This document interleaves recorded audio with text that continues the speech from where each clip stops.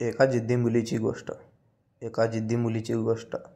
आज आपण अशी एक कथा बघणार आहोत जी आपल्या आयुष्याकडे बघण्याचे दृष्टिकोन शिकवेल. एका गावात मध्यमवर्गीय कुटुंब एक मुलगी राहत असते. तिचे आईबाबा दररोज कामाला जायचे. पाठीमागे तिला 2 बहिणी पण होत्या. शिक्षणासोबत ती घरातली सुद्धा काम करायची. खूप तरबेज मुलगी होती. तिला खूप शिकून आपल्या आईबाबांना चांगले आयुष्य द्यायचे होते. त्यासाठी ती नेहमी प्रयत्न करायची. असेच काही वर्षे निघून जातात आणि 10वीला ती चांगला मार्क घेते. नंतर ती 11वीत 12वीत सायन्सला ॲडमिशन घेते. 12वी नंतर तिला खूप शिकायचे होते, पण नियतीच्या मनात काही वेगळंच होतं. तिला स्थळे येतात. तिला एवढ्या लवकर लग्न करायचे नव्हते. स्वतःच्या पायावर उभे राहायचे होते. नाईलाजास्तव लग्न करावे लागते.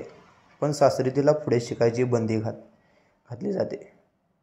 तिचे अर्धे शिक्षण अर्धवटच राहते. इच्छा असूनही ती पुढे शिकू शकत नाही. या गोष्टीची तिला नेहमीच खंत खात राहते. तिला खूप काही गोष्टी करायच्या आवडायच्या. दररोज नेहमी प्रयोग करत असायची. तिची जिद्द तिला स्वस्थ बसू देत नव्हती. तिला नेहमी बोलले जायचे, घरात बसून कायम काम करत आहे, एवढं शिकून तुझा काय उपयोग. पण तिचा नाईलाज होता. गप्प ऐकून घेण्याशिवाय तिच्याकडे पर्याय नव्हता. ती नेहमी छोटी मोठी कामे करायची. एक दिवस तिला समजले की ऑनलाईन काम करून सुद्धा आपण पैसे कमवू शकतो. मग ती ऑनलाईन काय काम आहे ते कसे करायचे शिकून घेते. तसेच काही दिवस निघून जातात आणि ती आपल्या ऑनलाईन कामामध्ये हळूहळू पुढे जात होती.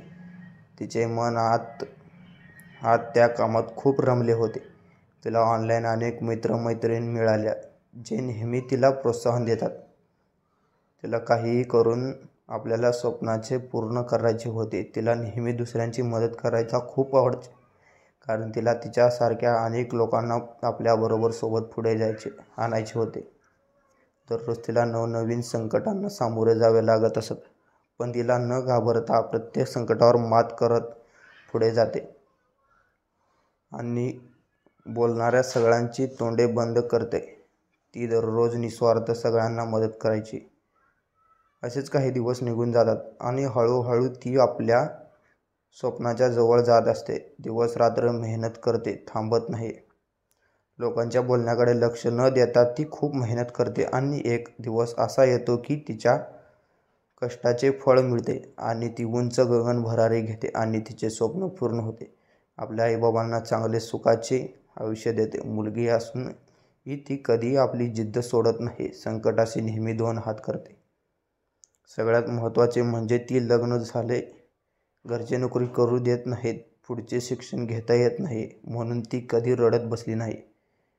हिमतीने आणि धाडसीने प्रत्येक संकटाला सामोरे जाते आणि सगळ्यांचे चांगले जीवन जगायचे प्रोत्साहन देते. खरं तर सलाम तिच्या जिद्दीला, तिच्या निस्वार्थ मदतीला, कारण तिला जे ज्ञान मिळायचे तिने स्वतःपुरते मर्यादित न ठेवता सगळ्यांना मदत केली आणि प्रत्येकाच्या आयुष्यात आनंद वाटला. म्हणूनच आज मला या कथेतून एक गोष्ट सांगायची आहे की केव्हाही हार मानून रडत बसू नका. प्रत्येक संकटावर मात करून जिद्दीने समोरे जा. प्रयत्न केव्हाच सोडू नका. एकदा हाराल, 2दा हाराल, पण 3ऱ्यांदा नक्की यश मिळेल. खचून न जाता आयुष्याची 2 हात करायचे शिका. आपल्या आयुष्याकडे बघण्याचा दृष्टिकोन बदला आणि मग बघा काय जादू होते ते.